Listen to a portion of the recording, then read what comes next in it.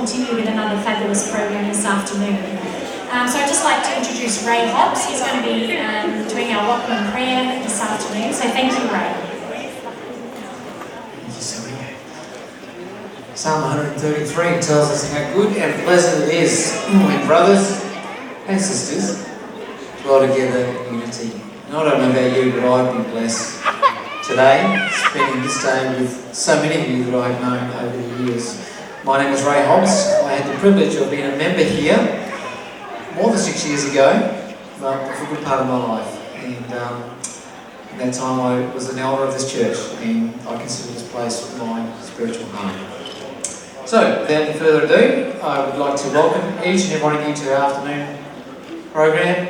I know our focus this morning has been very much on our roots, where we've come from, and Ashley has certainly challenged us this morning, or this afternoon, on where are we going. He's kept our gaze heavenward, hasn't he? And that we all needed that. So let's just bow our heads and just invite God's presence with us this afternoon. Dear Lord, we just want to say thank you once again so much for this Sabbath, for this opportunity to reminisce, reflect and reconnect. And Father, as we do so, we remember that we are here to worship the one who came to connect with us, the God who has always done the searching, done the seeking, and has said to each and every one of us, Adam, Eve, where are you? And Lord, you have invited us into your presence on this Sabbath. And we do so to remember not only your goodness to us in the past, but the task that is still before us as followers of the Lamb, as those who will be ready when he comes to claim his children. There's still a world that needs to know, a new generation that needs to hear of the amazing grace and love and connection that can only be found in you. So Lord, we just invite your presence with us this afternoon as we continue to reflect on these things. In Jesus' precious name.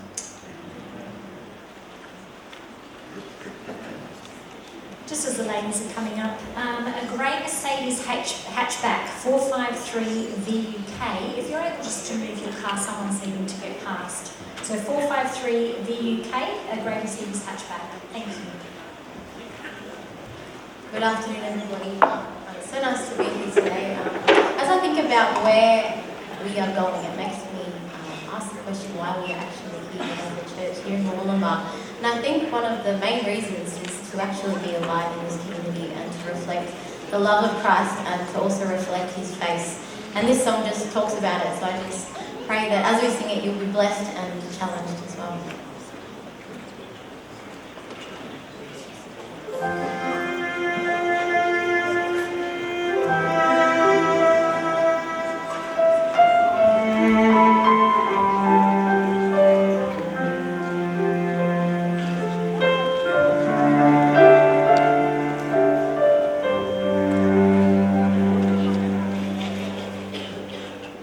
Is a face I see in the mirror, the one I want others to see. Do I show in the way that I walk in life the love that you've given to me? My heart desires to be like you. You know that I do all I am.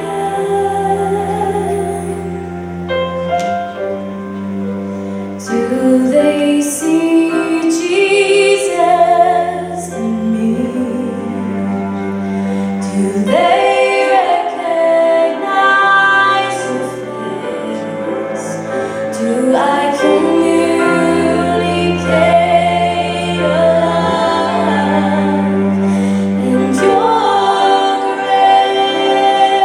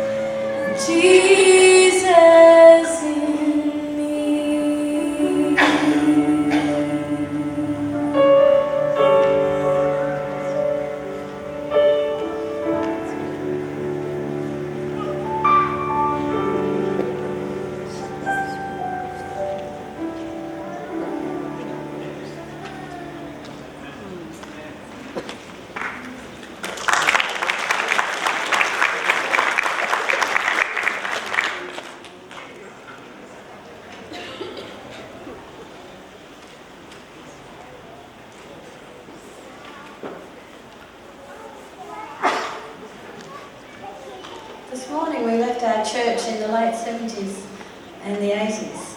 We were in a quandary. We had too many people for our building. So what to do? Previously, we had built the property across the road from Riverview Street. We had a house on that. It had been used for an ABC at one stage and was then rented out. It was envisaged that this would become our new church, that the old church would make up our Sabbath school rooms, and the building at the back that we'd used for a school and then a class and then Sabbath schools would still continue to be Sabbath school rooms. We had also purchased a shed across the lane at the bottom of the church, which was spoken about this morning, which had been a morgue, and which was always affectionately known as the morgue. This morning I was interested to see there were photos going up here, and Hazel, who was a past student and member, said, "Oh, there's the morgue." It didn't seem anything to us, but to other people who came to our church it must have seemed strange when we said the juniors are all in the morgue. So where to go? Oh, we've got the wrong one up, I think.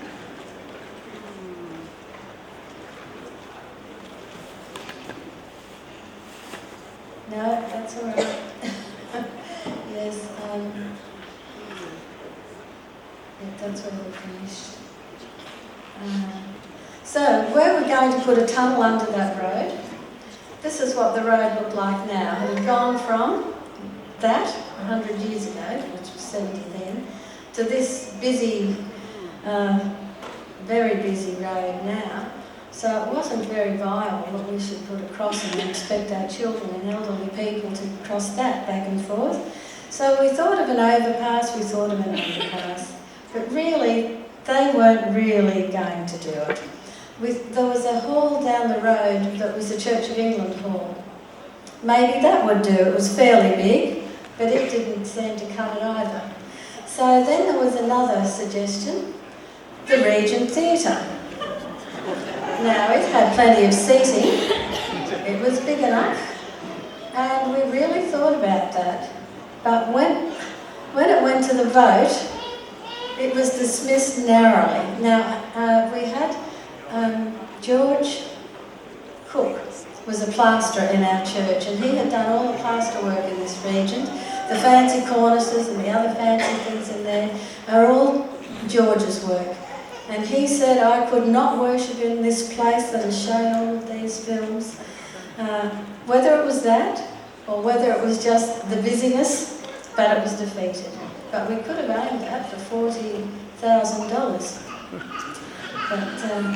So we kept looking, and this one came up. So it was decided that this was the block for us. And there it is, outlining in the background. We wondered about this too because it's got the race course down the road. Imagine there's races vying with our pastor on Sabbath mornings, but as it's turned out, that hasn't been a problem.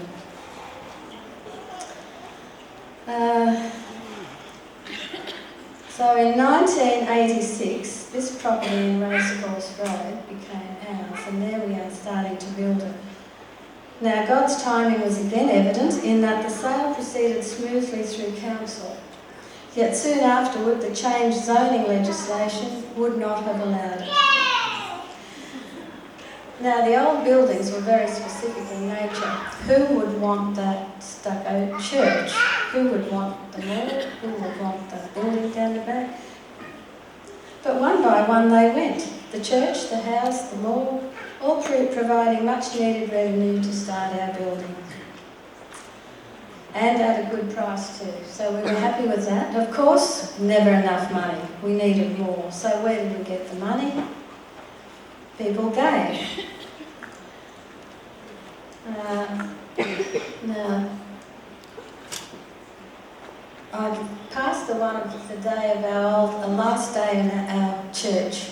But I remember that day and I thought, I'm really going to miss this old building. But you know, I never did. And I think I was thinking about that, and I think it's the people and what a church stands for that makes the church, not that building, not this one either, really. There we go. We've got the young and the old. We're all pressed to working bees.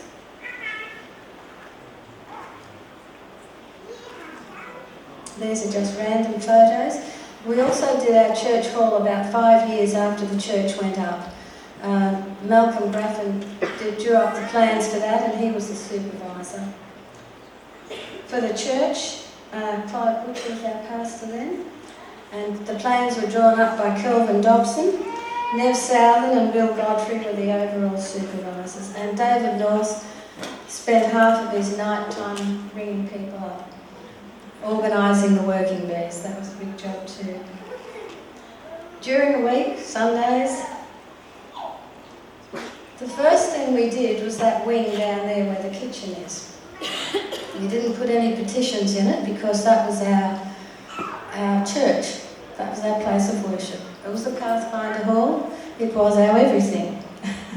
That's where we had everything. But before that, we spent some time at the school. So we were a little bit nomadic for a while.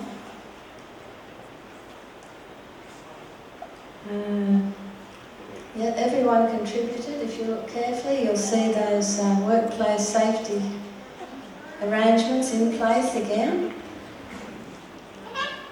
That was our guardian angels. The children were brought in to cut off the paspalum head so that we would have a lovely lawn under the care of Mr. North. Some of the young people.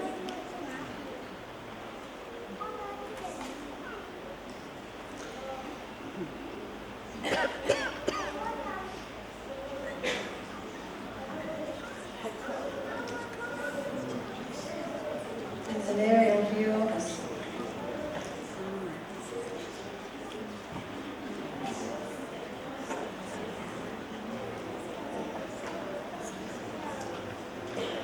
I think our guardian angels really did work hard there. And that's our church, nearly completed.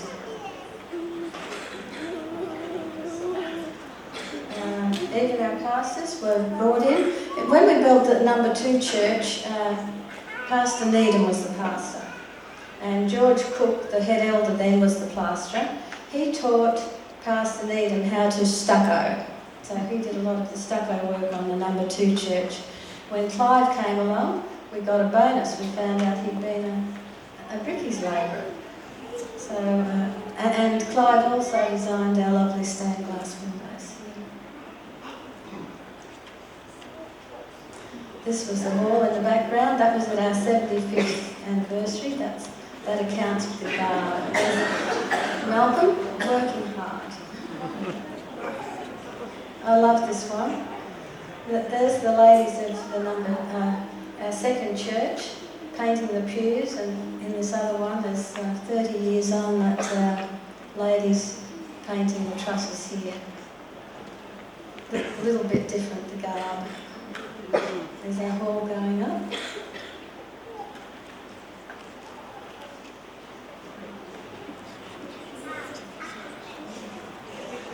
That dirt seemed to go on and on.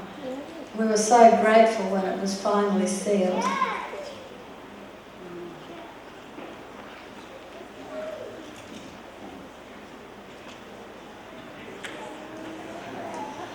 There's our everything hall. Very long and very narrow, but it did the trick, and the walls were put in later. Now, before the church was finally finished, we had our first baptism in here. The carpets weren't down, the furnishings weren't here.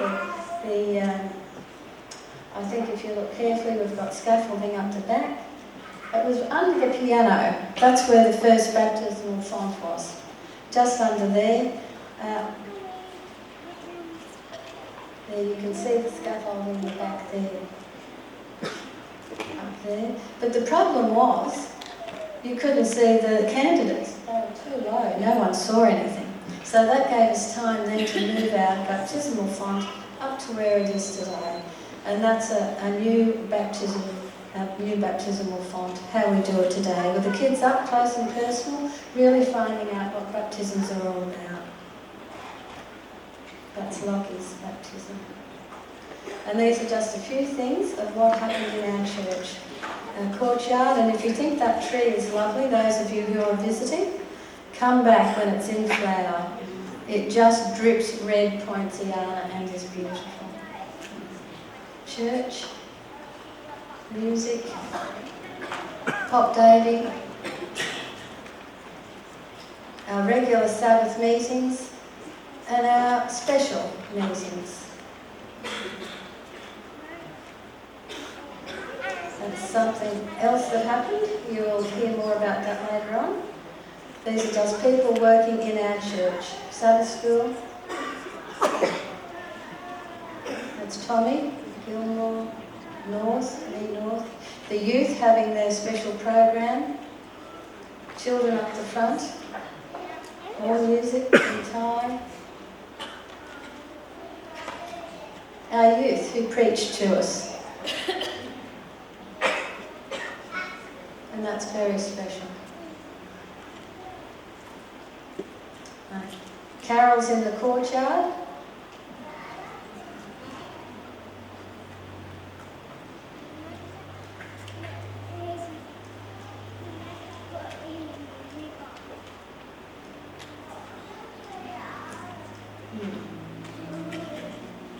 So we've gone from the wooden church to the stucco church in Riverview Street to this one. Next stop, heaven, we hope. Our pioneering forefathers, the Wards, the Coopers, the Eastons, the Norths and others have set us a wonderful example in helping those in need and in sounding the gospel message. As we look back, may we be inspired to do the same. We have nothing to fear for the future, except as we shall forget the way the Lord has led us and his teaching in our past. Now, Ash, I'm just going to take us back 30 years. And not so we get stuck there, but so we can use it as a sounding board to lead forward. 30 years ago, the Conference News posed a question to us. What are my hopes for my church in 1989? Here are excerpts from two of our Murwillumbah church members' responses. And we can take them to heart today and follow the advice. Chris Seeley wrote, "There's only one way, the Jesus way. We love them in, and when they're in, we love them still." Good advice. Ethne Evans wrote, "God has a wonderful way of providing opportunities to talk about him. My hope for my church is that each of us will tap the reservoir of potential by committing our lives completely to Christ so that he can use us wherever we are."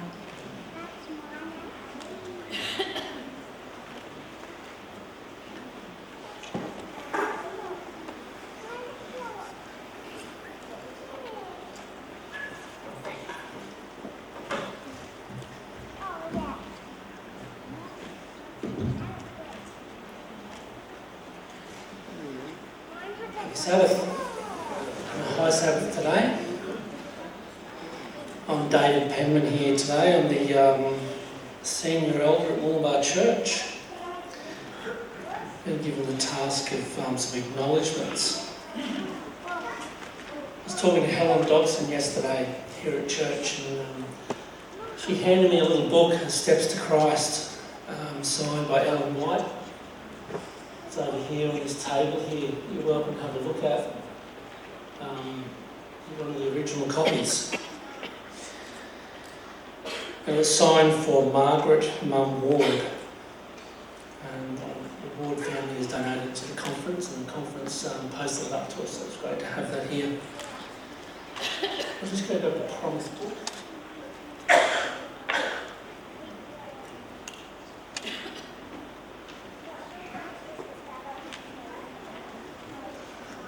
So once again, the Ward family. Percy and Margaret Ward, they donated the promise book box here that we're all familiar with.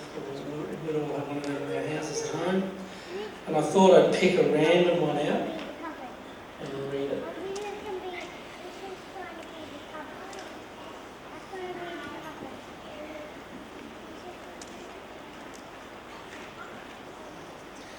Fear not, I am thy shield and thy exceeding great reward. I think we can all relate to that. It's a common thing that I talk to my contractors and my workers, because there's not too many actually. I don't think I have any Seventh-day Adventists or even Bible-based workers. And they often ask about my religion. And I say to them, we talk about the Sabbath. They all know that I'm a Seventh-day Adventist and I go to the church on the Sabbath. And one time, just recently, one of the guys said to me, so what's the Sabbath all about? And I said, well, the only real way that I can explain the Sabbath to you is that my Sabbath is like your Christmas day. And they said, what do you mean? I said, well, you have no expectations other than family and community and friends for that day. Unless you're an emergency worker, a paramedic or something, or a nurse. You know your phone won't call. And your brain switches off for that day. I said, well, I get that every Sabbath. Every Sabbath from Friday night to Saturday night, I can go home. I know that none of you guys are going to ring me about work issues because you know that I believe in the Sabbath, and that's my conviction. And I'm not going to ring you and ask you to go and do a job either. And it sort of makes sense to them because it relates to something that they can relate to. So it's one of the ways that we can witness at work. So we would have all seen, as members of this church, the carved seat up the front here. This carved seat was donated by Percy and Margaret Ward, the first Adventists in Wollongbar. They must have been a very powerful family. The seat was one of two seats donated by the Wards, and it was donated around the 1930s. So I'll just unveil this.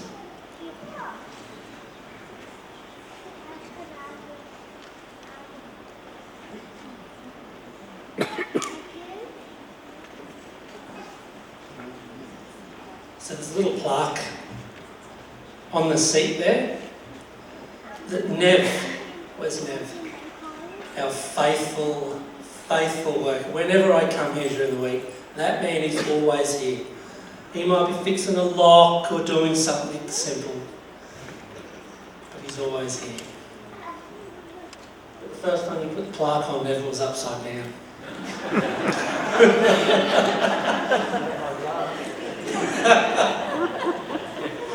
That's all right.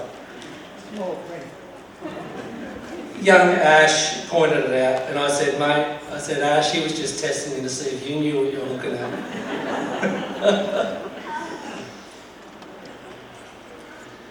We also have a Bible over on the table here. 2 months ago, during the organisation of this day, Helen and Deanne Browning. Now, Deanne Browning, we need to acknowledge Deanne for the amount of work and the homework that she's been through. And they're off travelling in Alice Springs, and she couldn't be here. What a bludgeon. Pete could have flown her home. We're going to have to talk to him when he gets back. So they went and saw Robert Easton a couple of months ago, and Robert graciously donated the Bible to the church as well. Looking at those photos there before, Joe and all the other people that have been doing a bit of work around here, I'm so glad we're not building a church. What a big undertaking. I've often spoken to Nev and Don and everyone about their commitment. And I said to Nev one time, I said, Nev, that must have been such a big job, building a church while you're running a business. And they had quite a business in town, 25, 30 employees now, maybe more, ETC Arts and Sons. And he said to me, My business, correct me if I'm wrong, Nev, my business was never blessed more than when I built the church and the school. And I've had a little bit of that here for the last couple of years, and I can definitely agree with that. Not always financially, but boy, God blesses. When we do things for Him, He gives back tenfold. So to all the young people here that have opportunities, put your hand up, help God, and stand back for His blessings.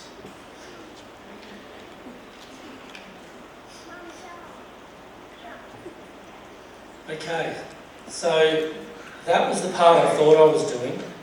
This is the part I was told I had to do, but I just found out about.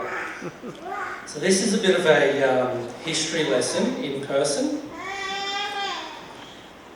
Please stand up, those who attended or worshipped in either of the first two churches in Riverview Street, even if you were a child.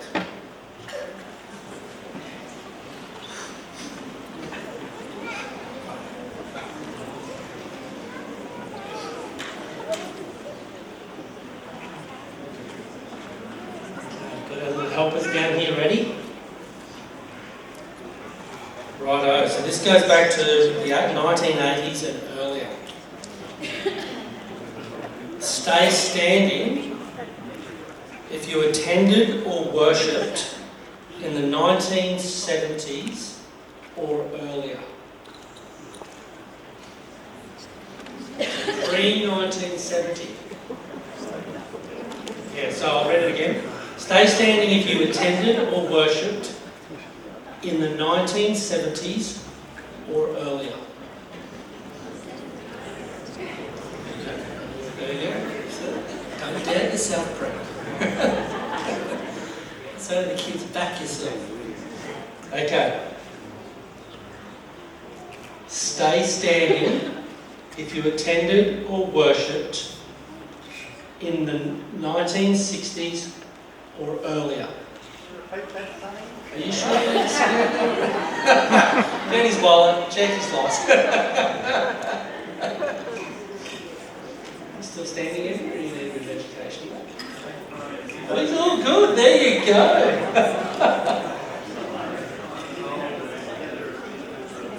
There you go, fantastic.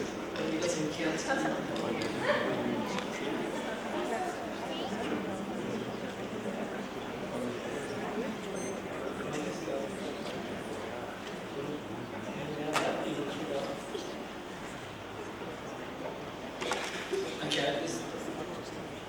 Just stay standing for a minute. We'll just jump to the next one. Stay standing if you attended or worshipped in the 1950s or earlier. Come on, Berkey. Keep him up. So in the 1950s or earlier.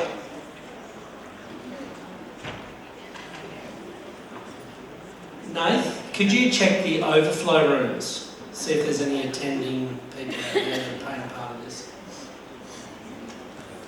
Okay, Berkey, this is for you. Stay standing if you attended or worshipped. Yeah, that's 1950s. I thought I had a go anyway. No, okay, that's it. You're safe. Stay standing, stay standing, stay standing. Yeah, okay, June North. Where's June? June North. Stand up. Come on, stand up. Just want you to come down the front for a minute. Okay, so our little helpers are going to hand you people, you good people, a bottle of Patriti. So there you go. Now we'll get Nathan to check about the overflow rooms. Put your hand up if you were there before the 1940s. Stay standing, those people stay standing. But if you were in the worshipped and attended in the 1940s or earlier. Hands? Very good. Very good. Yeah, maybe, okay. There's an offer down here. The people with their hands up, if you keep your hands up, you get 2 bottles. So, yeah, good stuff. So the people with their hands up, they get 2 bottles. So those 4, keep your hands up. There we go. Oh, the 2 sours, look at that. Happy? Very good. All right. Thank you for that.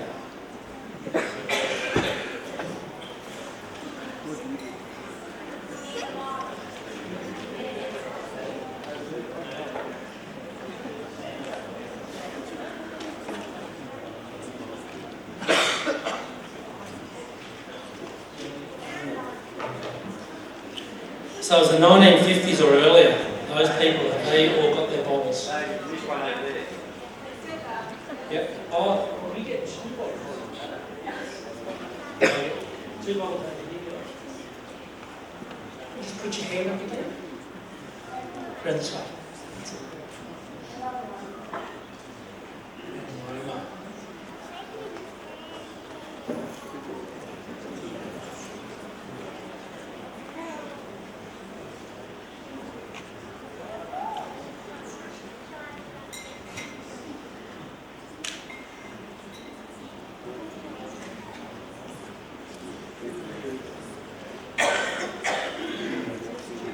Go, everyone got their bottles?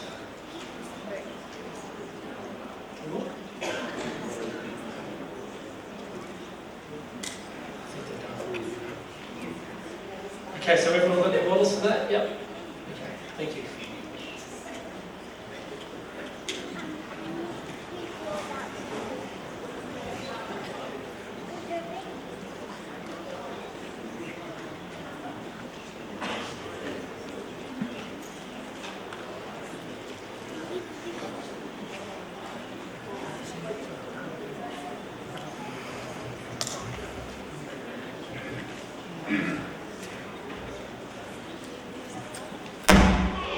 We're in.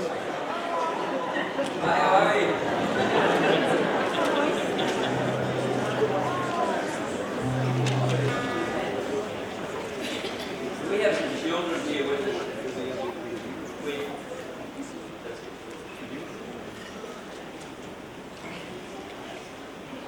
We arrived up here just out of college when I was 26, I think. Just a young family, and my memories are many and varied, but it had a lot to do with young people.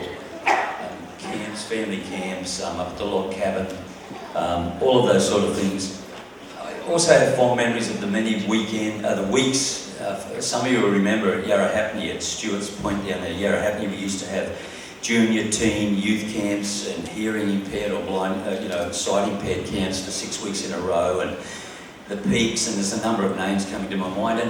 And we learned all this music, and I'm not sure why I was asked to do this one this afternoon, but I'm just wondering if the children would come up and help me, because what I want to do, I want to go back in time and we sing a song together that I learned as a music leader back in those days, back at the camp. So, I think we've got something with the puppets coming on after this too, haven't we? So it'd be okay if the children all come up.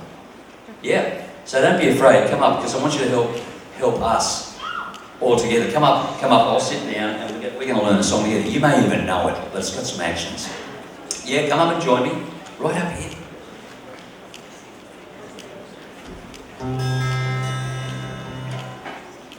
The song, and you may know it, is When I Remember. Have you ever heard this song? Okay. Yeah. When I Remember. Can any of us remember that? When I remember that he died. It's going way back. You remember that? Okay. So those of you who know, we're going to go through, we don't have too much time. But here's how it goes. You ready? When we get to the chorus, so it goes, when I remember that he died for me, I'll never go back anymore. And we do it again. When I remember that he died for me, I'll never go back anymore. Now you've got to get your hands, and we go to this. No, no, no, no, no. Can we try it? We'll do it slowly. Ready? 2, 3, 4. No, no, no. Can we all do it? You reckon you can do it where you are? 2, 3, 4. No, no, no, no. I'll never go back anymore. 2, 3, 4. No, no, no, no. got it. And the hallelujah's right too. I forgot about that part. Okay, so the three quick verses are, when I remember that he died for me, when I remember that he rose again, and when I remember that he's coming again. Okay? So a lot of you know this song, so let's do it together. Actions and all. When I remember that he died for me, I'll never go back anymore. When I remember that he died for me, ready? I'll never go back anymore.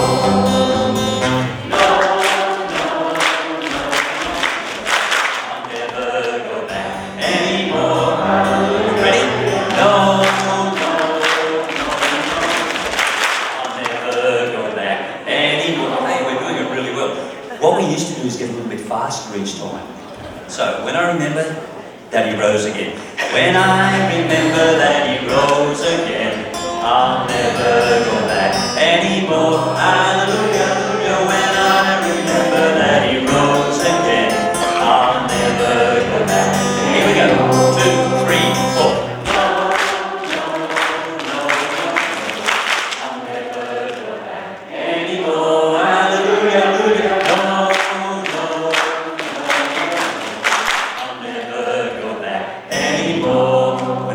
This is the really important one. When I remember that he's coming again, but we're going to go a little bit faster.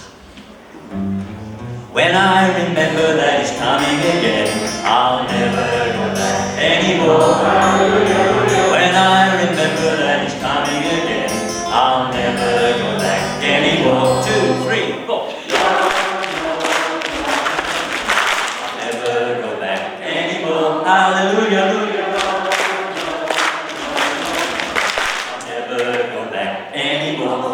Last time we go really fast, okay?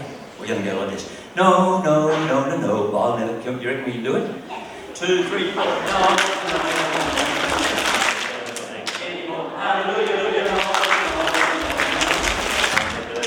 anymore. Thank you. That was a song we learned about 100 years ago. Now I think you stay up here for something. So thank you so much for helping. Thank you everyone for helping. It brings back some great memories.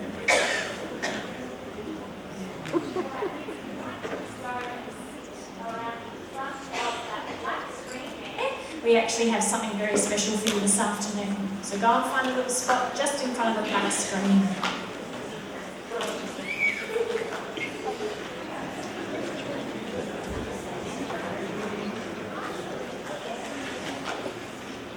Hi kids, did you know that it's 100 years since that church began in Mooloolaba? That's a long time ago, Grandpa. Hey, here's a photo of the first church building. Wow, that looks old. I wonder if there's anyone here today who remembers the first church. Apart from you, Grandpa, how about we ask them? Okay, how about everyone who remembers the old church please stand up now? Come on, old people, stand up.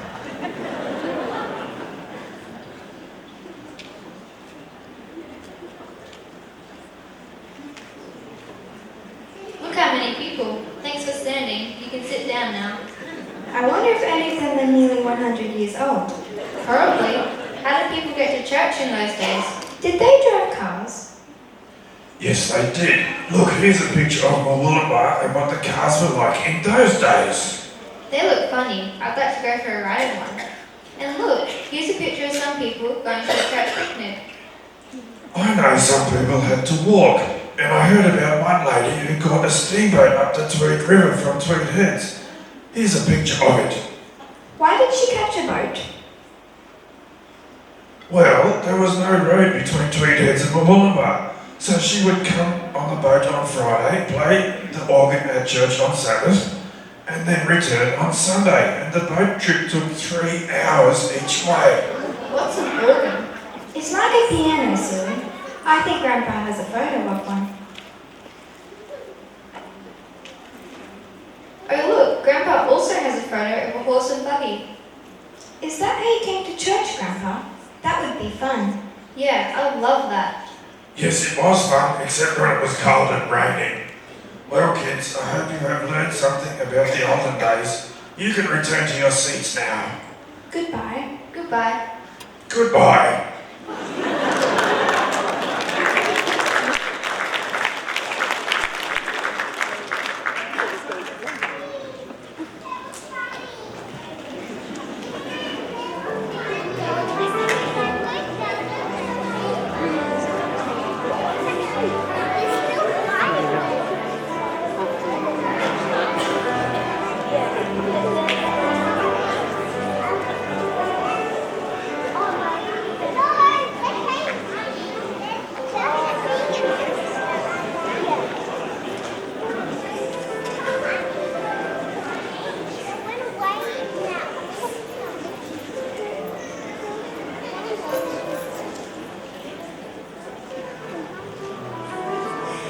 Right, in the Ministry of Healing, page 143, it is stated that God has called every Seventh-day Adventist church to be a transforming agent in its community, following the methods of Jesus to bring help and hope through ministries of compassion in His name.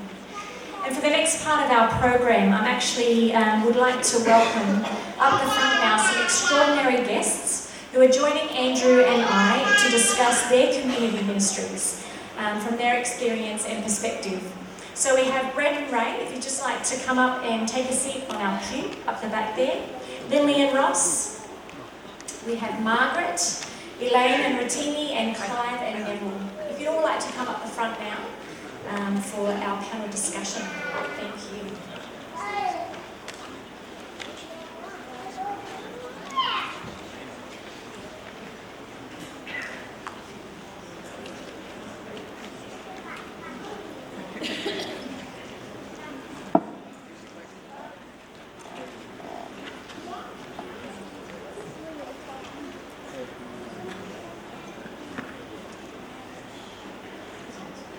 Just like to pick up a mic in front of you.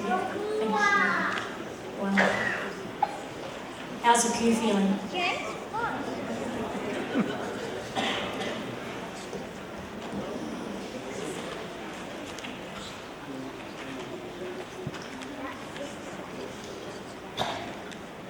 All right. You look familiar. We often see these two up our way in Mackay. And we're going to get you to introduce yourselves. That's right. So you're going to tell us who you are and a little bit about your connection with Moomba Church. My name's Rotimi Whakaneona, and this is my wife.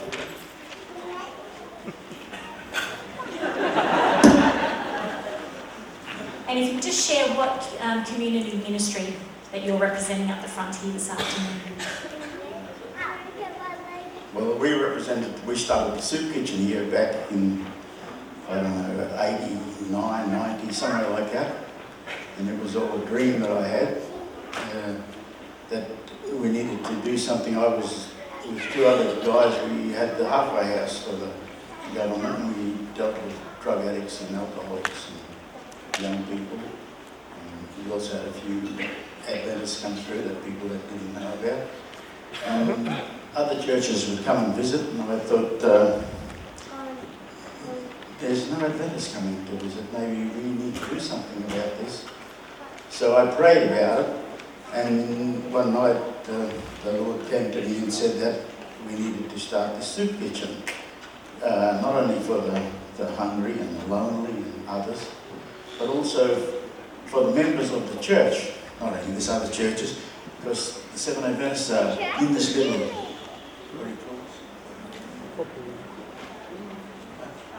bubble, and they don't know reality. They don't know what goes past their place at night, because they eat Adventist food, wear Adventist clothes, and marry Adventists, and drive Adventist cars, but they don't know reality. So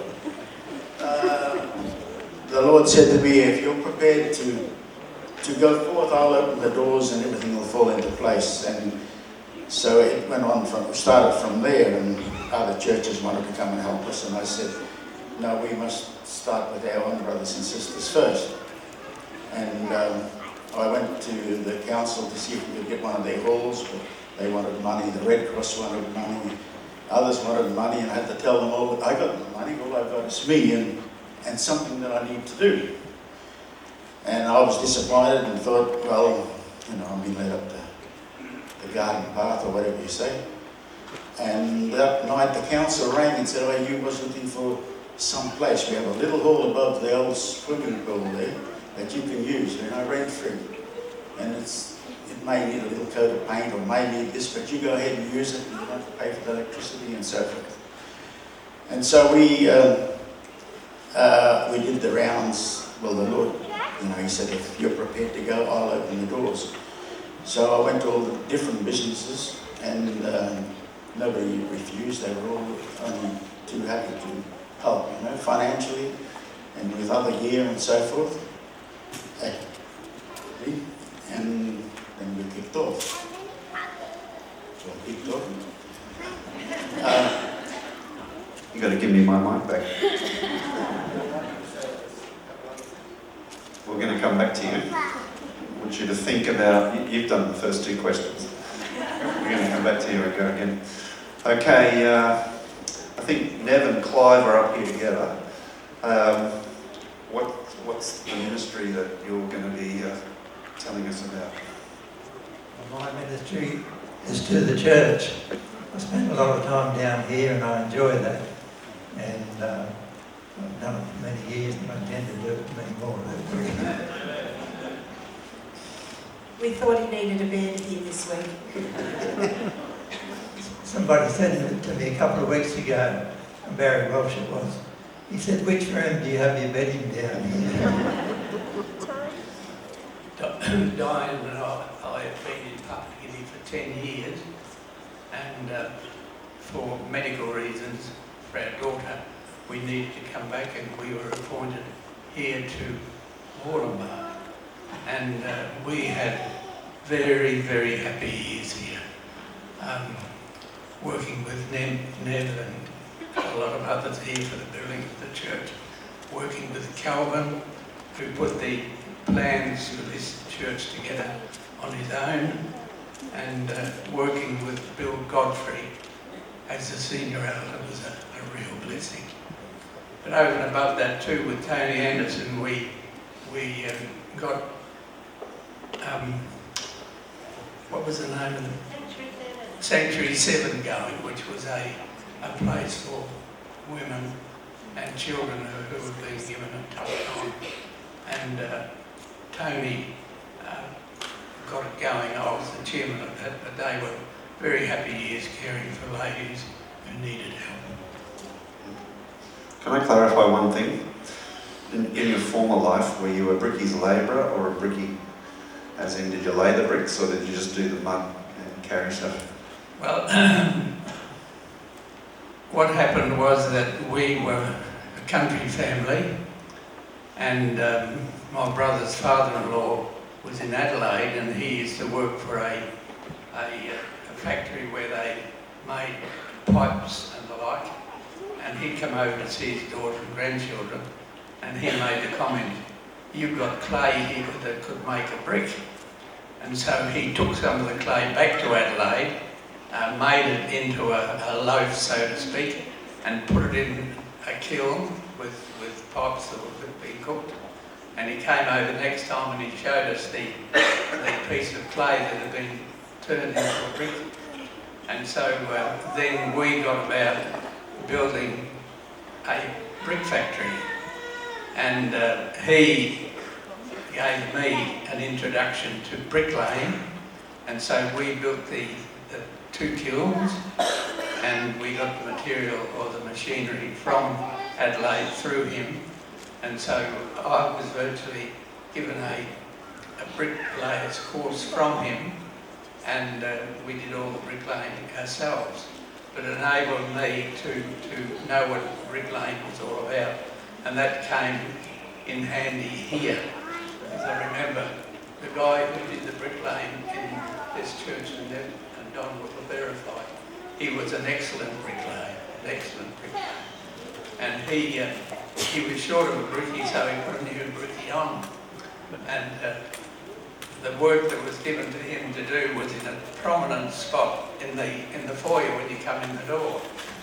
And I came toward the end of the day where this new brickie had been put in, and the bricks were all but upside down where they were put in the wall. And so I got a piece of chalk and surrounded the whole area where he put it in, and I put in big print, "Remove." And I remember David North, David said to me, "Aren't you going to put please?" But anyway, they were removed, otherwise we would have had to wear that in a church that otherwise was perfectly built. Okay, I thought I could remember that you actually laid some bricks here, but maybe you didn't. I was just checking that they were safe, that was all. I laid a few tiles on the window sills here. Okay, that's okay. Ross and Lindley, Look, when I saw the list of names of people sitting up in front of you, I was very interested to just see what ministry you actually picked to talk about today. So what ministry area have you picked? We were asked to talk about Pathfinders, and like many others here, we've been Pathfinder leaders for a lot of years, and it's been a real blessing to work with the kids, you know, and go on camps and do all these different things with them. It's, you know, it's a great opportunity. It's something that we've loved doing over the years. How many years? I knew someone was going to ask that. We've got no idea. I mean, I think it was about 12 years. It was 14. Just seemed like yesterday. And then we've been the cooks for the Pathfinders for the last 10, 12 years, I don't know, something like that. We'll come back to that. Margaret, what are you going to be telling us about this afternoon? I'm going to be speaking a bit more about the refuge, how it became into existence, and the answer to prayers and the miracles that happened getting that going, and also the op shop, how that started and where it is today. And Brendan Ray. Yeah, I'm not sure what ministry I'm here to represent, to be honest. That wasn't the question you said you were going to ask.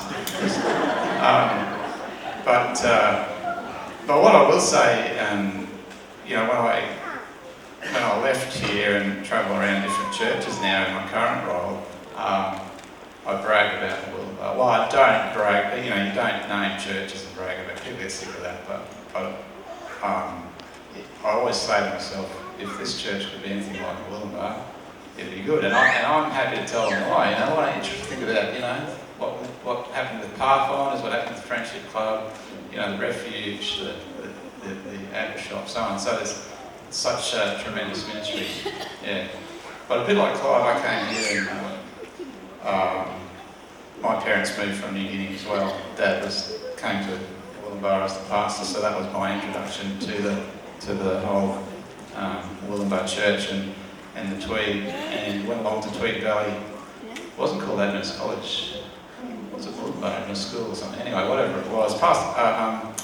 And the highlight was meeting this woman sitting beside me here. And I saw Ray Fall out there earlier, and Ray was the principal. He had a fair bit to do with getting us together, marriage. He doesn't know anything about it really, but so I always wanted to have a horse, and I was, you know, when we came back here, Dad said, well, we've got plenty of land down at school there, and I said, well, go and ask Ray Fall, and Ray said, yeah, all right. So your dad, Andrew, fenced a bit of a portion off there, and I kept the horse there, and I used to get out all the time, and anyway, we'd chase it around and whatever. So.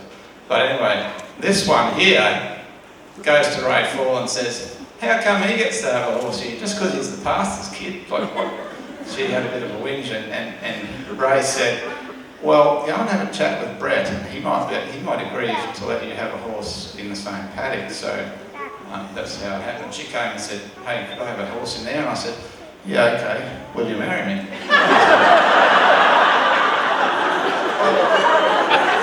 They said keep a long story short. So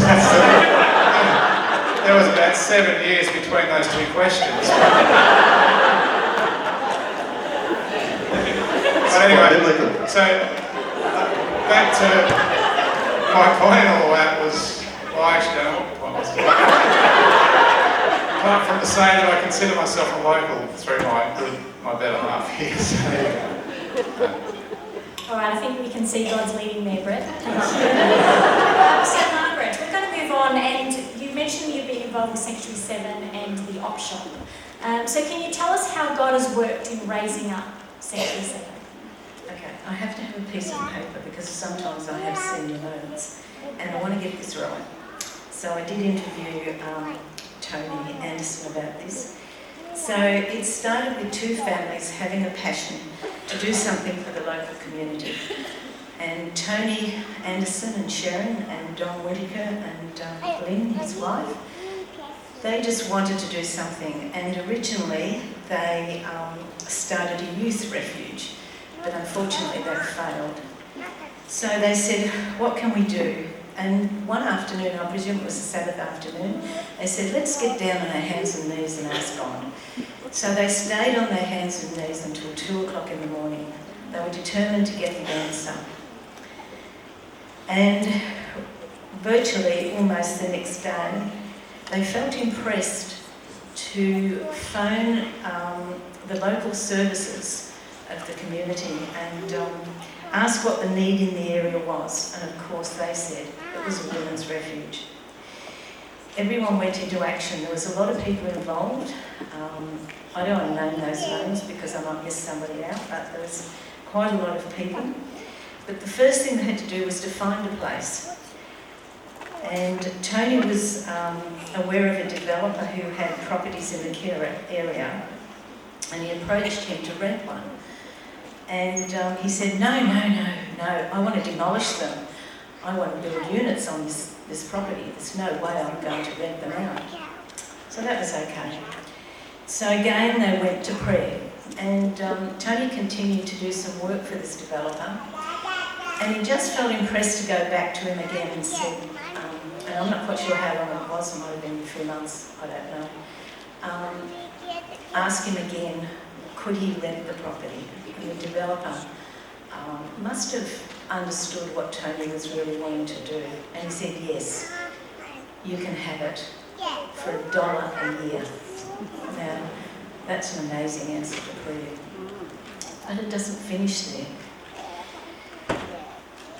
With a lot of help from a lot of volunteers within the churches in the area, the refuge needed to open quickly. And it did. Within 6 weeks, it was open. Again, the same as the church, people rallied around to open this refuge. Then the thought was, well, how are we going to staff it? But when they had the training session, 30 people turned up to be trained. That was amazing.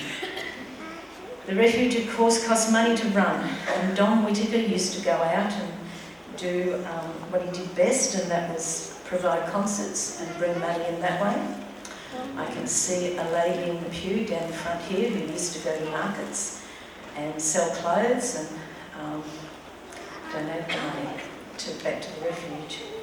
Jupiter's Casino were also involved, and they used to give small amounts of money because in those days they never gave large amounts of money to anyone, and that helped run the place. But then the properties came up for sale. What we were going to do, we were going to lose the property, we needed to do something. He decided not to demolish them in the end, just to sell them. Who knows what we're going to do. Again, I'm sure it was a joint team effort to get on your hands and knees and pray what to do. So Tony decided he'd go back to Jupiter's Casino and saw the head poncho there and said, this is what we want to do, can you help us? And she was just horrified. Oh, goodness, we don't give that kind of money out. We've never done it before. Anyway, he explained what he wanted to do and how important it was in the area and how well it was going. And she said, okay, I'll go to those above me and see what we can do. So obviously they came home and prayed a bit more, and he got a phone call and said, yes, we'd like to help you. And they were to provide the money. The next hurdle was that the property was going to be sold by auction on the Sabbath. And they weren't really sure when the money would come through, but they thought they'd go ahead in faith. So they contacted the auctioneer and told them how much they could afford, but they wouldn't be at the auction. And there was a non-Adventist person who'd heard the story who wanted to go and have a look. So they went to the auction, and he said, this is the strangest thing I've ever seen. He said, all the properties came up, they gave the description, and they all went to auction. This particular property came up, they gave the description, he got his hammer and he knocked it down, and he said 175,000 sold, not one bit. So he cut them off. Was that God's leading? Absolutely. Okay, where am I up to?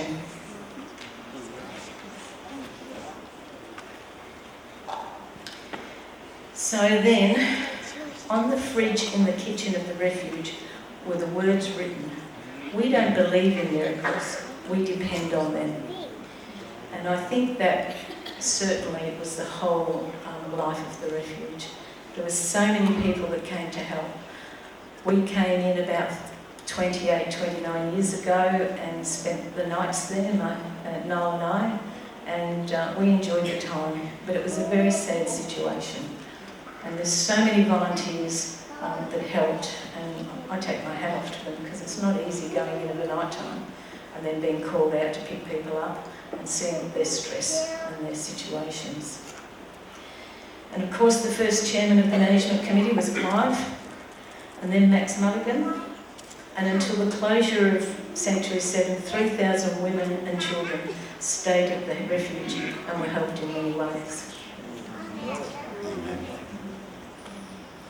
Ross and Lindley. I had the privilege of doing Pathfinders with Johnny Robinson as our director, and I had the privilege of coming back to help out when you put my son Blake through Pathfinders. So I know a little bit about it, but I want to hear from you. Well, I guess we took on Pathfinders because we wanted it for our kids. That's why we're in it for 14 years, because we spaced the kids out too far. But yeah, we just had a passion for young people and, you know, seeing them achieve and strive to do better and to, you know, push themselves beyond, you know, everyday things. And so we just loved that. And we also found that people in the community really wanted what we had as a club. So we had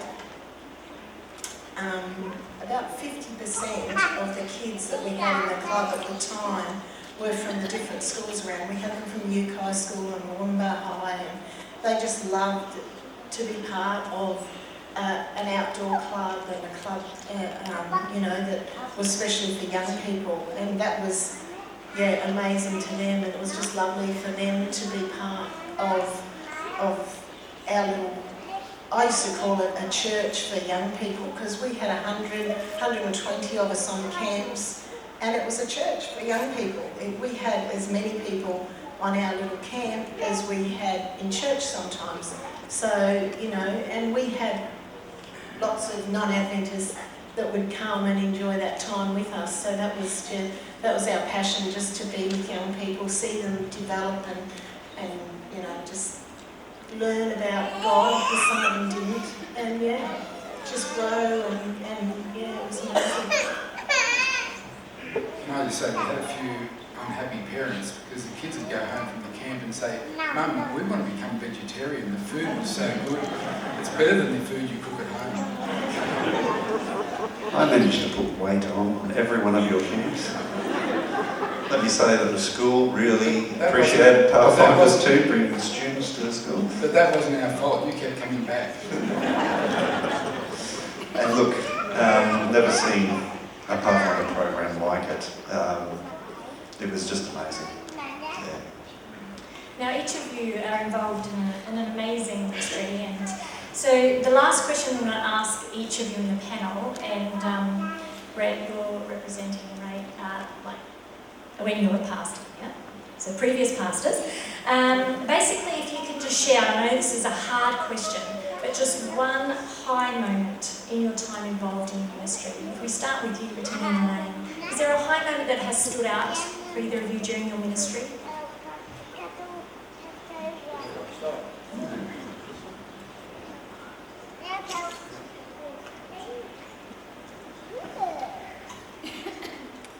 Where do I start? Well, I think maybe a high moment was seeing people come to Christ. We weren't there I used to tell the folks, if you want to come along, you don't come to preach Jesus Christ. If you believe in Jesus Christ, you must live Jesus Christ. And out of doing that, I know of 3 or 4 folks that have gone to other denominations. Another guy that comes he was a bikie, fighter, you name him. And he went away into the ministry. And then there was another couple that their cupboards would run empty or dry by the end of the week. And they were never going to come down. This day they came down and they were starving, and they come to the door and they noticed us two there, and all of a sudden they weren't hungry because they were so embarrassed because we were there running the show, you know. And so I caught up with them later and they told me their story, and they came back and we helped them out. And then they sort of disappeared into the never, or whatever you'd say. And then we got a message probably 6-12 months later that they were getting baptised. And then we went to the baptism, and then we didn't see them again. And the next thing we came across, they had started a little church company, and out of that they introduced about 30 people, I think it was, to Jesus Christ. And this is why we love to go to Townsville camp, because we meet folks up there that are there because the result of a little soup kitchen that was in Murwillumbah. This couple had gone and lived Jesus Christ like we did to them. And then it was only 2 or 3 weeks ago we got a message from one of them and said that we're going to the council and we want to do the same thing that you did to us, and they've given us permission to start a soup kitchen. What do we do? And, you know, one thing just leads on and on. But I must also say that once we got going, the farmers would call us to come and get some fruit or veggies, and we'd have a youth up. We wouldn't know what to do with the gear. We'd have that much of an abundance, you know? And then I had a tree, a lemon tree at home that I dedicated to that and to the nursing homes wherever it went. And I would take boxes and boxes of lemonades, or whatever you call the fruit, off of that tree and take it to those places. And I'd come back, and as if they had grown while I was away, you know? The fruit seemed to be back there again. In the end, I cut it down. It was embarrassing.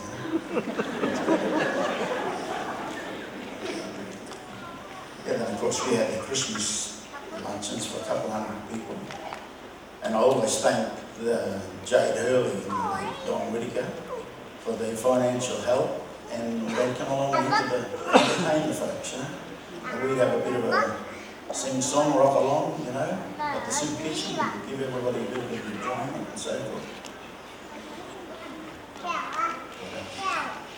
Anyway. What a blessing. What a blessing that soup kitchen has been. And, yeah, so there's probably been about 40 to 50 people that have come to Christ, you know? Not preaching Jesus Christ, but living Jesus Christ. Nev, I don't know that we heard really about your role, but from my perspective as a kid growing up in this church, Sundays were working bees more often than not. My memory starts with painting the previous church at some point in time, but building the new one, and then there's... so I can't imagine, really, but everywhere I went, there was always you, Calvin, Don, so... Yeah, to state that you guys have been one of the backbones of the church is an understatement. And I know you usually don't overstate things, so I wanted to put that in there. But what are you going to tell us? Yeah, we put a lot of work in here through the week. Calvin and Don would order materials and that, and right out, and then we'd load the trucks up and bring them down, all the equipment we needed. And then every Sunday, many months we worked together for quite a while. And then it was every second Sunday that Bill Godfrey and I were in charge of supervising the place for about 2 years. But my wife never complained. She agreed that it was a good thing to do. So. But I enjoyed every minute. I left school at 15 and done my apprenticeship with 2 brothers. And Dad were all working together, and I was in the trade for about 60 years, and that brings a lot of joy and happiness to see projects finished. But this is probably the greatest joy to see this church finished, and the first Sabbath we're all together here in church to be unified. That was great. But I've been on many prime builds too, about 16 building churches and houses. And we get a lot of satisfaction from that. And I think that all the people, today's a high day, see everybody who's been a member here and travelled through, and but there's a better moment coming when we all get together. It's a big celebration, the biggest and best yet. Looking forward to that. A better home awaiting. Rosalind, just a high point all over your 14 years of dedication. I'm sure it's a hard one. It is very hard. I guess I can't think of a particular. It was just what was the most wonderful to see was little 10-year-olds joining Pathfinders, scared, you know, hanging on to mummy, and then just seeing them at 16 and getting an award of excellence because they had just learnt so much in their time, their self-esteem, their courage, their, you know, just wanting to be a leader of the church. That was a highlight for me, every time. I believe there'll be a lot of people in the kingdom because of Pathfinders. And Margaret, very quickly. Oh, Ross, sorry, did I cut you off? No. I was just going to say, one of the highlights for me was we were on an expedition, and one of the little kids one morning was, we had to pack up to hike the next day, and the kid was just crying in the tent, and we were, okay. So called him, sort of went to him and said, what's the matter? And he says, I don't know how to pack up my sleeping bag. You know, it was just, you know, you get on these camps and you realise that these kids are pushed right out of their comfort zone. You know, he was just crying his heart out, saying he had no idea how to pack up because Mum packed the bag for him. And Margaret, from the op shop perspective, is there any high moments? Gary down here has he's putting me off. We're out of time. But I just have to tell, I'm sorry, I have to tell you about the op shop because it just gets better and better. Of course, out of the refuge came an op shop, and I won't go into the details. There's lots of miracles in there itself. But I have to say the op shop has just gone from strength to strength. We've had some amazing managers, and when I came into it in 2013, its turnover was 132,000. Today, its turnover is nearly $500,000. Just imagine how many people we can help with that kind of money. And every day that I'm at the op shop, somebody comes in to be helped. We help the homeless, we help the ladies, with children who come in crying. We have a feed the children at the school. It just goes on and on and on. And we just need to do something bigger with this money. We need to put some structure into place to help some of the homeless people. And we do have plans for that. And with God's blessing, we'll be able to do that. The Patretti you got came from the op shop, by the way, so please, if you need Patretti, get it from the op shop. I'd like anyone to come and taste and see what it's like to work in the op shop.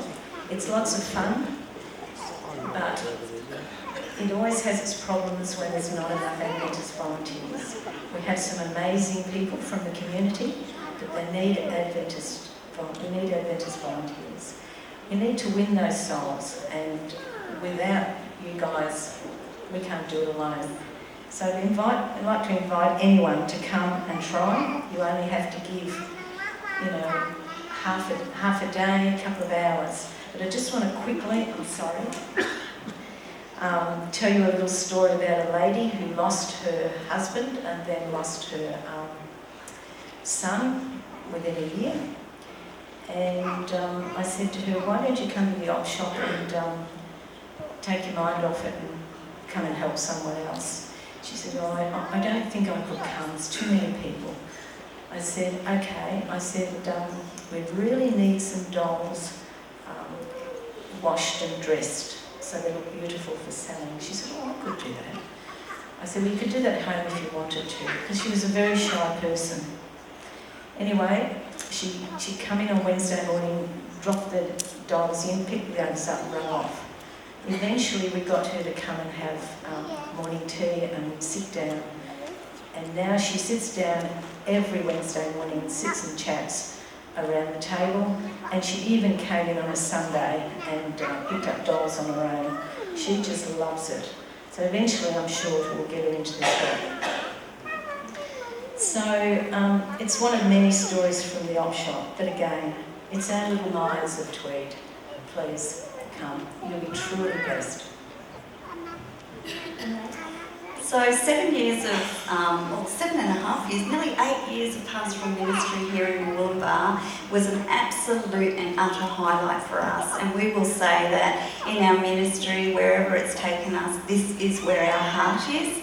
And we have just got so many things. We could sit here all day, Andrew, and you've asked us to say one thing. But, you know, there were highs and lows. And, you know, we, in the 7.5 years that we were here, and can I just back, we were in Western Australia and we got called here and we wondered why we were being called home to our own home, you know, profiting their own land. And, but, you know, we really wanted to come home because we wanted to support Greg and Patsy. If you remember, Cameron was sick and Lockie and Cameron were such good mates. And so that was, we thought, that's why we're coming back. We've got to be there for them. And we were, and we were so glad we were. But, you know, 12 months after we arrived here, my mum was diagnosed with cancer and I nursed her through her cancer journey. So, you know, God has a way of placing you where you're meant to be, when you're meant to be there. And we look at how our family has just, you know, they're all here today. And we just think that the time that we spent here was just such a blessing. And the biggest blessing was that this church, and we decided as ministry couple that we wanted a family church. We wanted a church where everybody was involved, everybody was included. And so that's what we did. But if I can just tell one story now. There's something that sticks in my mind. Actually, go back a little bit, I'm going to tell two. The really downside of our ministry here was that we lost so many special, precious people to us. And I'm telling you, it took a toll on us. Every chunk of our heart was ripped out slowly. You know, we lost Cameron. We lost Jethro. These weren't people that had lived their lives to the fullest. These were people that were young, that only lived 14 years of their life and were so special to us. You know, and Andrew Mitchell, look, we can go on and on about the people that we lost, you know, and that Brett did the funerals for, and it really took a toll on us. But there's one really special moment that I think of. It was through the Friendship Club.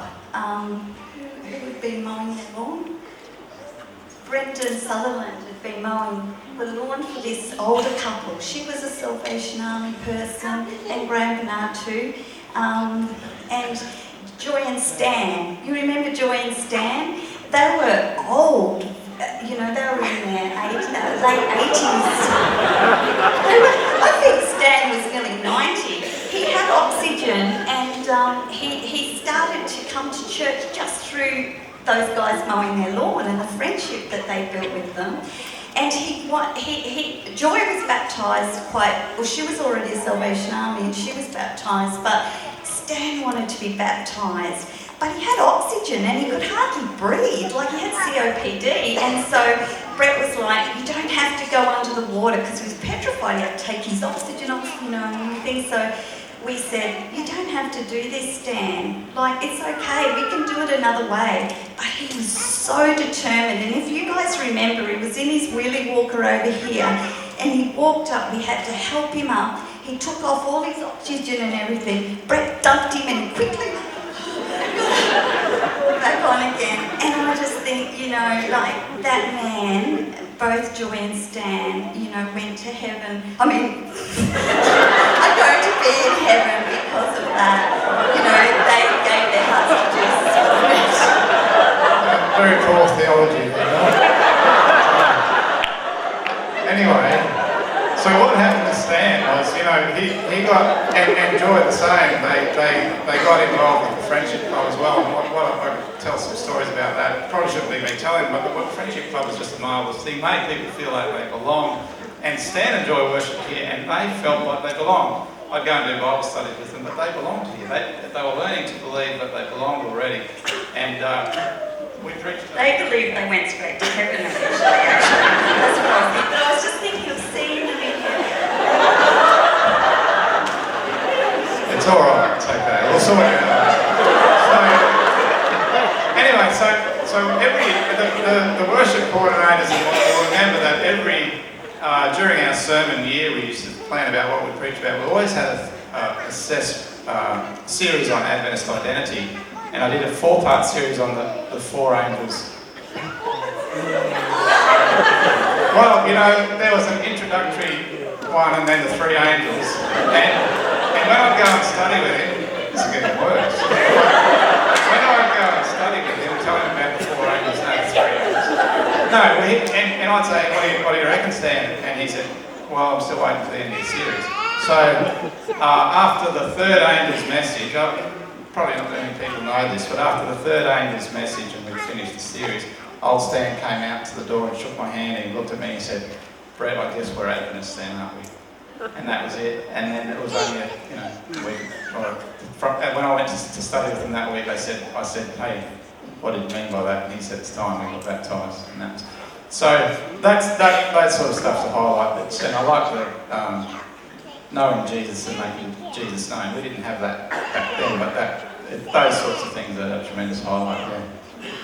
Well, thank you all. We better wrap that up now. And Clyde, did you have something you wanted to say? We better wrap it up. Sorry. But thank you so much all. And look, Brett, you've really nailed it there with making Jesus known. Thank you to all of you for your ministry to our community. And for being so faithful to that. So thank you.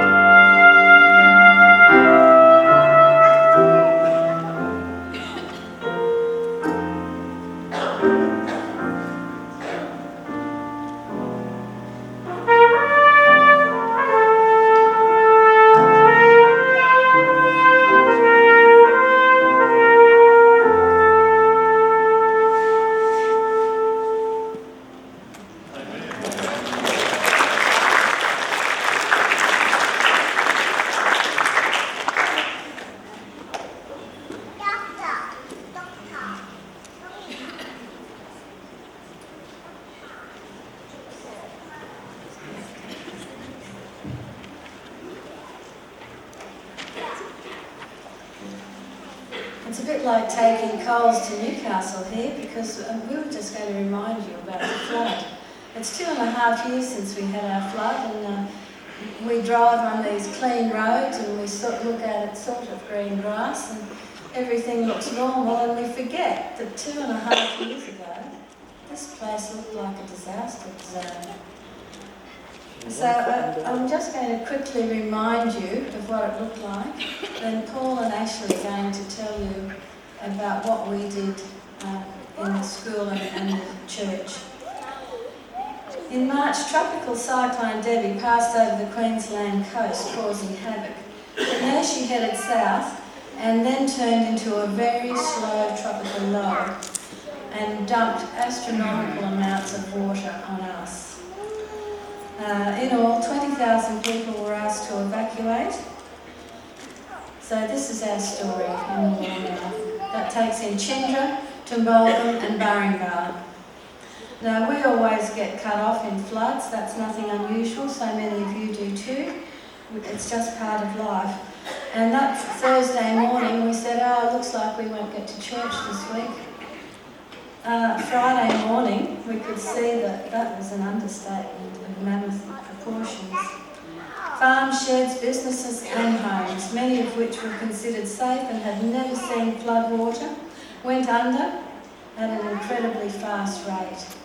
There's that's near where the wharf is. That little shed near the wharf is completely covered there. There's another one shortly that shows it coming down. There were stories all over the place. One of our Friendship Club ladies had water come into her house. She'd never had water there before. She said it took 15 minutes from the time it lapped through the door to when it was a metre high. So they had no plan of evacuation, never thought of what they might grab or where they would go. They just got out. One man said it was so swift that his adult son had to hold onto a lamppost for fear of being swept away. Another teenage girl went over near the steps and couldn't get back. The father and son had to tie a rope around her and pull her back. That wasn't all like that everywhere, but it was in South Murwillumbah where the flood came through worst. Another of our Friendship Club ladies showed us what happened to her place. A wall of water about a metre high came through, took their swimming pool, everything under their house, just cleared it out. So very upsetting for so many people. Some of these are just scenes from around Murwillumbah. And these aren't when it's at its worst, because we couldn't take photos then.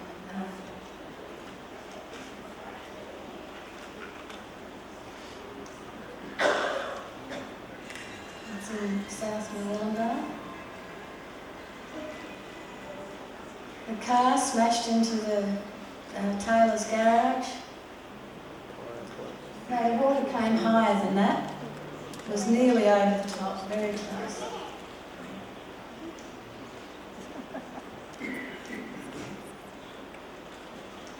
Is that too fast? That's the one I showed you before. The roof is now showing, but it was completely covered down at Skinner's Wall. That's the showground.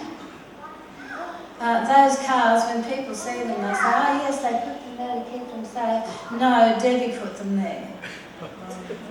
The cyclone bundled them all together. Over 2,000 cars were lost in that flood, and many caravans. That's the worst part, that's the Poinciana Motel.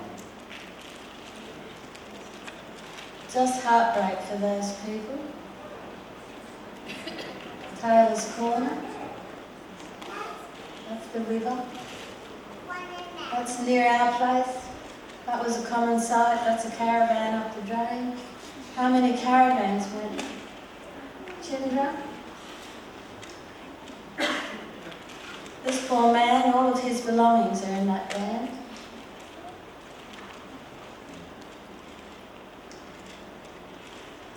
That's Hogan's Road, going up the mountain. Stayed like that for 2 years.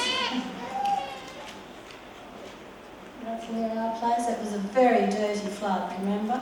All that muck and rubbish.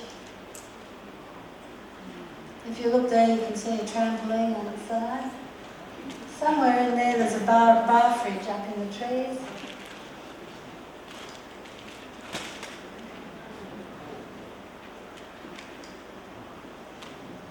Over on the south side, that was one of our... that's the Poinciana Motel again. That's the road. That's the road the main road that takes you south out of Wollongong. Very good reason for not driving through floodwaters. That's a sealed road under there. It looks like a little country lane.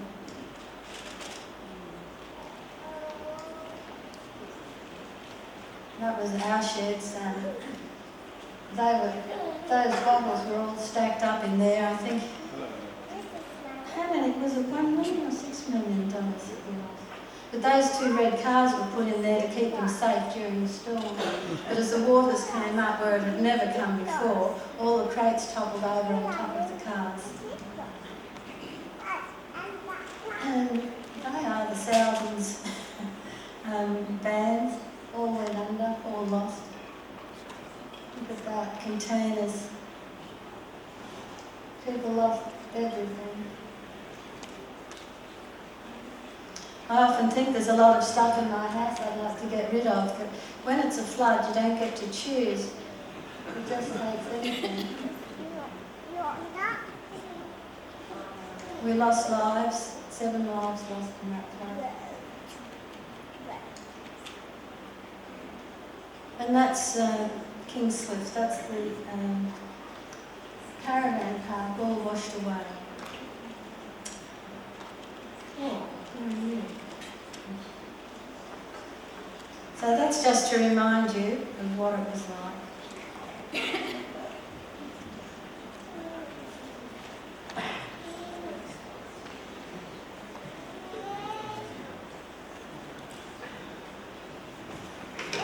Floods aren't new to Tweed Valley Adventist College.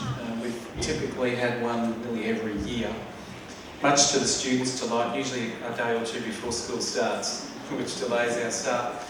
But this was an event like no other. They tell us that the 1954 flood was the biggest one in history, and this one was, in most places, 1.5 metres higher than the flood levels there. So the school usually gets affected in 2 or 3 rooms. For those of you who are familiar with the school, the rooms that join the golf course usually go over. The water comes in there. We've waded through knee deep, haven't we, Andrew, a couple of times. But this time there was 12 rooms in the school that were affected by the flood.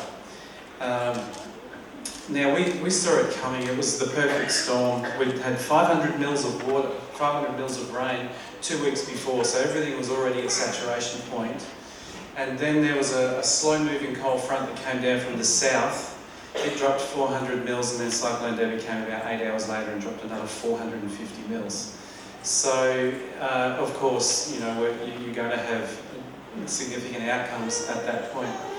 So even long before it peaked, most of us were either flooded out or locked in or affected in some way. And so some teachers were able to get to school on the Thursday, and they put everything up on desks, but they moved all the mowers into that mower shed and everything there just to, because it never floods there, does it?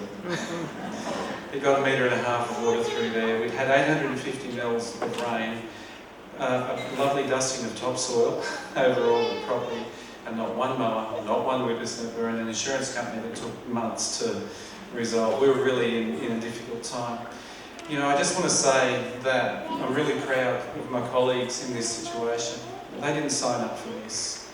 And for the next week, they are in there with their gumboots on and their gloves, just wading through muck. All the classrooms that got affected were full of mud, and they were just absolutely amazing in the way that they got together to try and recover the classrooms and prepare for the term to start. Fortunately, there was 1 week of school left, so the teachers put in a mammoth effort to try and get that, but it wasn't enough. There was 2 weeks of holidays where many people continue to work through that. And then beyond that, we still needed another week of term 2, before we were even ready to open school. I mean, it took maybe 8 months to fully recover from the effect that it had on the school. Now, fortunately, if we had to pay for insurance on that site where it is flood prone, it would be extremely expensive. One of the benefits of being part of a system, we all belong to the same insurance company, so insurance is affordable for us. Insurance claim, last time I counted, was about $760,000. It was not a small event. So that's how we were affected. There's nothing like an event like that to bring unity. Can you see that?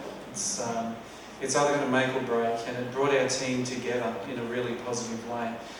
I guess we even went beyond that, which is something that I would like to just speak about briefly. We were out at Lincolnwood at the time, and it was quite a day or two before we were even able to get in and see the carnage. It was literally just shocking for us as we drove through some of the lower areas of Moranbah, just seeing people dragging their possessions out into the footpath to be taken away. But you know, this was a tremendous opportunity for God's people. Because Arise was a Kingscliff, the Moranbah Church, the community, our teachers, all of them just kicked into gear and started to serve the community. I remember we were stuck, so we couldn't do anything. Churches didn't meet that day. The Adventist churches didn't meet that day. Well, this one had nowhere to meet.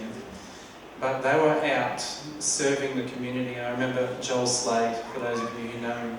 He was out with the Arise students, all wearing Arise shirts, helping people, and Bray Park got hit particularly hard. And there was a team of Arise students that went into that house. And they dragged out carpet, and they put fridges out, and they did everything. They worked there for about 4 or 5 hours to get this man ready for some sort of recovery. And as they were leaving, this man put his hand on Joel's shoulder and he said, "The best sermon I've ever heard, mate." And that was literally one of hundreds of stories where God allowed the Seventh-day Adventist Church to be rebranded in this town. And you would be familiar with Romans 8:28. This is an opportunity where God was able to bring good out of bad. And so at our school, Shelley Taylor, who you may know, she got this idea that people were going to need to have bedding and fridges. And so she started putting it out on Facebook. If you've got anything that you can donate, send it to us. And so our hall, which is normally used for sport and chapel, all of a sudden became a depot for, I'm not kidding, really high quality furniture. People were sending in queen bed ensembles, TVs, fridges, microwaves, stereo systems. I mean, a beautiful Bose stereo system came in, and as quickly as they came in, people were taking them back to their homes. A lot of them had lost their vehicles, and so a number of our staff and maintenance staff were using trailers and utes and delivering these furniture items to people in need.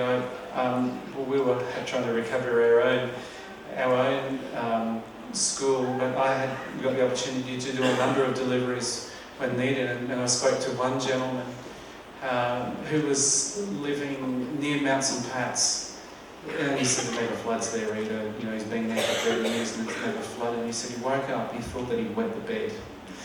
And he said he realised that, he was lying in floodwater. He got out and he said he looked over on his bedside cabinet and he saw the alarm clock 8 inches underwater, still on. So he thought, I'm in trouble, I've got to get out here. So he ran around and he said, "What do you get when you know you're about to lose everything?" He said, "So I grabbed a few things and had to swim out to get to the car, and then drove up onto the other side of the road and slept even sitting in water in his car. By the time morning came, the water levels had risen right up to the seating level in the car." And he said he looked over and saw what he'd grabbed from the house and thought, "What was I thinking?" But we got the opportunity to, unfortunately, just only a few times in the deliveries that I've really get to people at the point of their greatest need. And this is Christ's method alone, you know that. And so it was the school became a depot, and literally that furniture turned over. And people were driving furniture from as far as Beenleigh in Brisbane. They'd seen these posts, and they were just, it just brought out the most beautiful opportunities and opened people's hearts. All in a 100-kilometre radius, people were bringing stuff to our hall. And the other thing is, we have a beautiful kitchen that Dave Penman built for the school about 5 years ago, a commercial kitchen. And another one of our members, Sarah Plewright, got this burden in her heart to start cooking for people. They had no stoves, no ovens, no electricity. And I understand that Sarah just started cooking meals, and more people came in. Our teachers were going across after they finished clean-up and cooking. And more than 2,000 meals were prepared in our kitchen and delivered to people in need. I just say praise God. It's wonderful for our church to be remembered that way.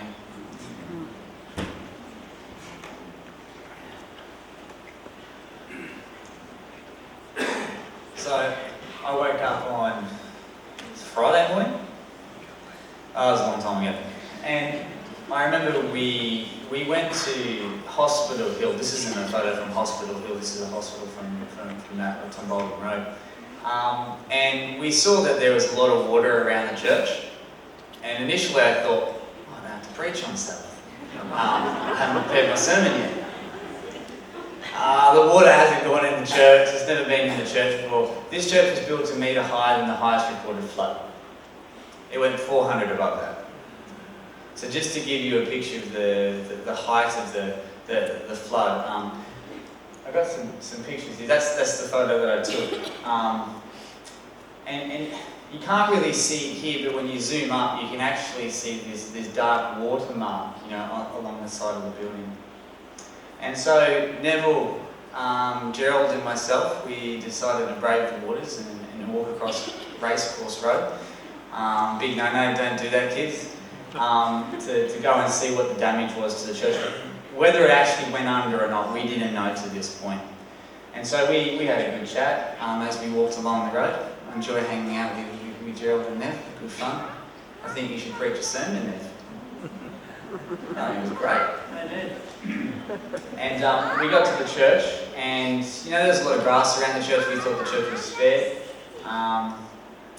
We jumped the fence. We realised that the water was a lot higher than what it was there. There was debris stuck around the lights. It's like, well, maybe it got a little bit closer than what we expected. And you can't really see here, but I'll just point to it. You see a watermark up the door, which is this door just here. And we realised very quickly that the water had come through the church. And to be honest, the first picture that I showed myself, I think Emma Lemke showed me. Are you here, Emma? And I think my initial response was, "You carpet." If you like the old carpet, then hey, God be with you.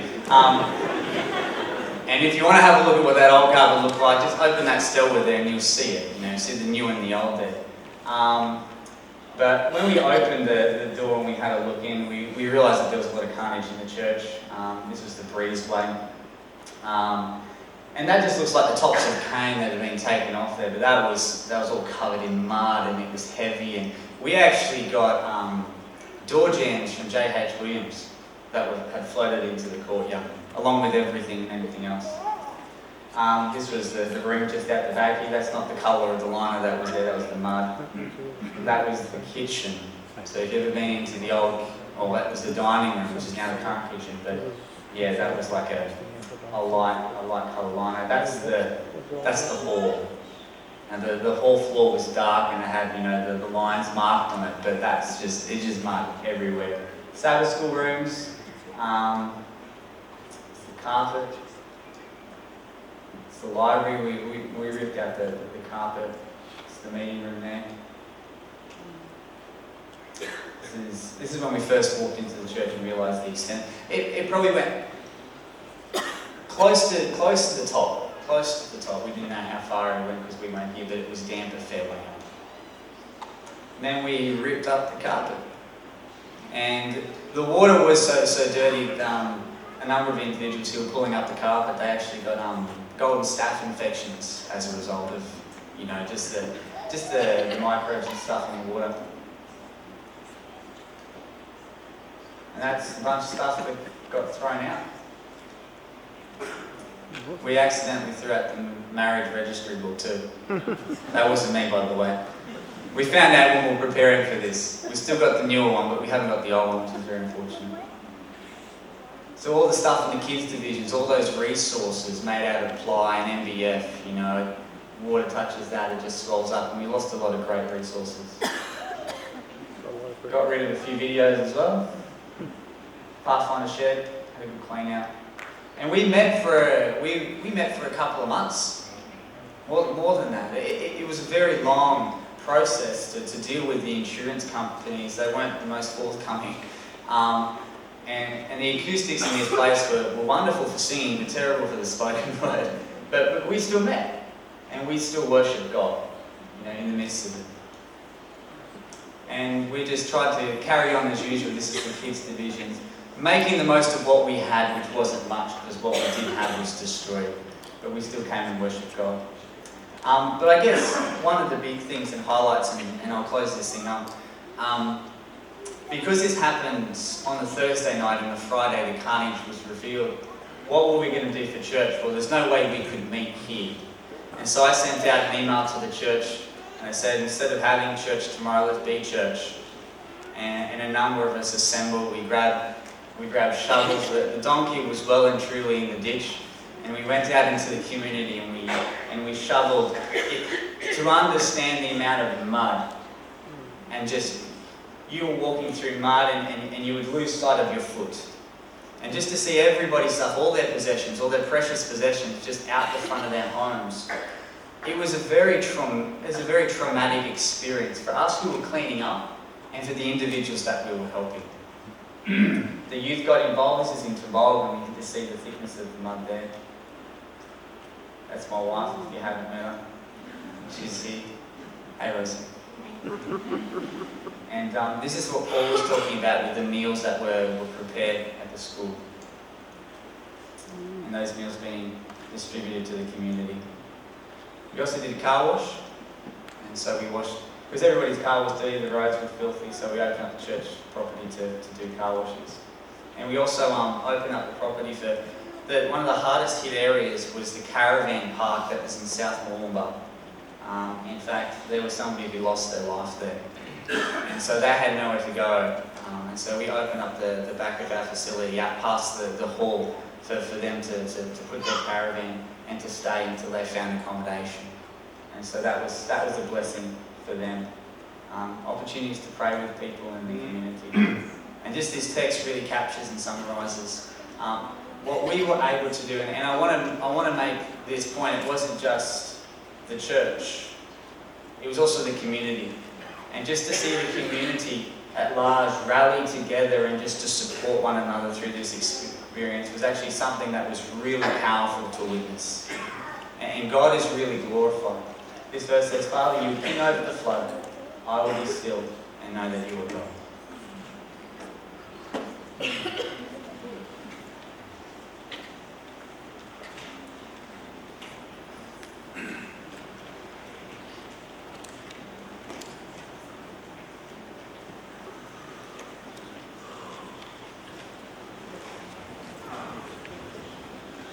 What a day it has been. I want to draw it around now to finish. I don't know about anybody else, but I've had an awesome day. We had an awesome day, David. It's been a high day. We want to sing something that we're going to sing it when we get to heaven. It's about heaven.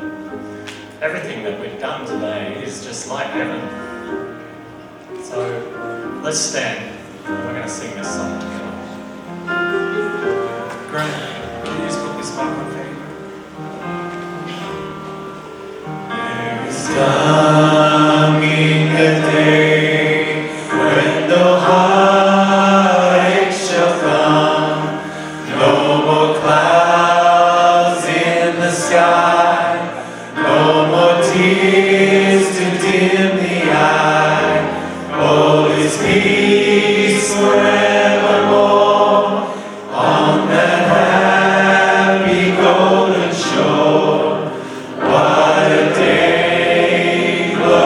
glorious day that will be.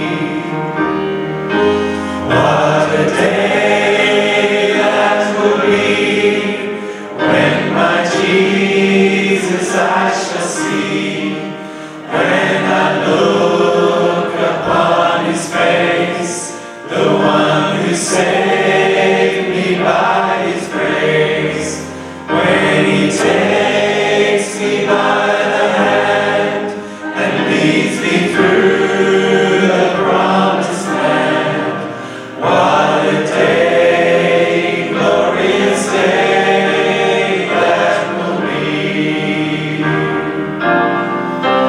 There'll be no sorrow there, no more burdens to bear, no more sickness, no pain, no more crying over there, and forever I will be with the one who died for me.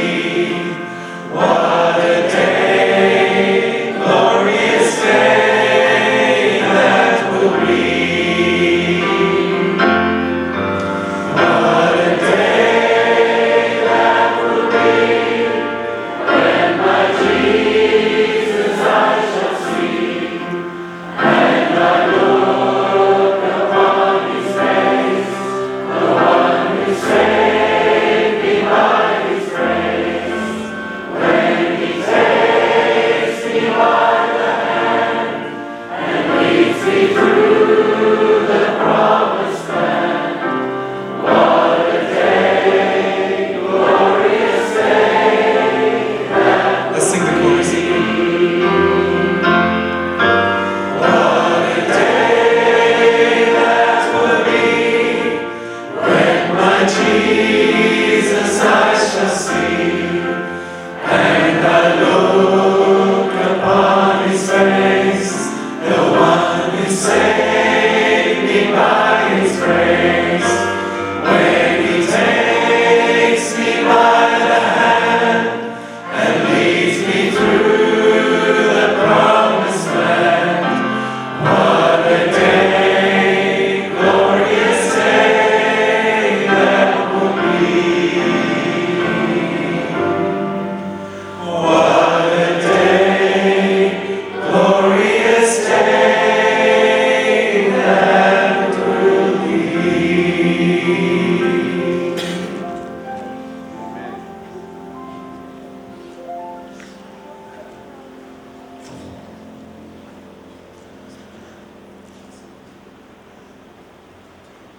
Okay, just as we close, I'm going to do a closing prayer. But before I do that, I want to actually give this to Kay. Are you still here, Kay? On in behind Dane. This is the album, so you can't see it here, but we want to give this to you. And just in honour of all that your family has contributed to us as a church. So if you want to come grab this now, it's yours.